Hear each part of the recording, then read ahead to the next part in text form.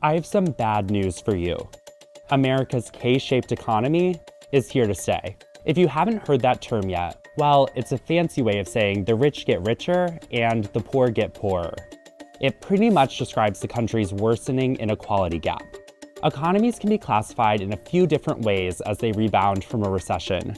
Economists have widely agreed that the US has been in a K-shape coming out of the pandemic. I've been writing about this for a few years. The K-shaped recovery explains how high-income consumers continue to splurge on luxury goods, homes, and travel, all while keeping their jobs during the pandemic.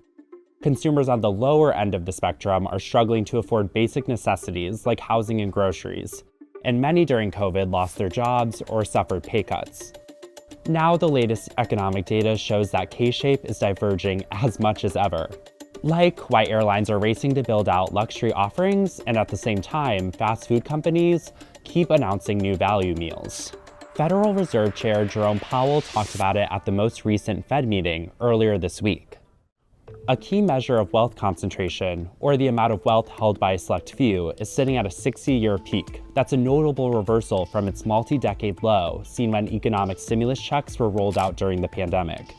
And speaking of records, the top 20% of US consumers, so those making roughly more than $175,000 a year, spent a record high in 2025.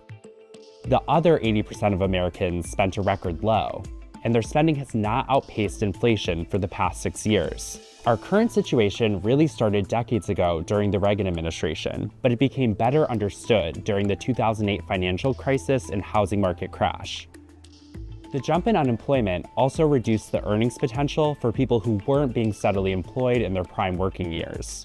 Economists think the problem is just going to get worse. President Donald Trump's One Big Beautiful Bill shrinks social programs like food stamps and Medicaid for the poorest Americans. And outside of politics, AI will likely disrupt who will get well-paying jobs. And the US labor market is already unstable. There were over 50% more layoffs in 2025 than in 2024. So the economy's on a shaky foundation. As Mark Zandi put it, think of it like a house. You want it built on a broad, solid base. But right now, it's sitting on a few poles sticking out of the ground.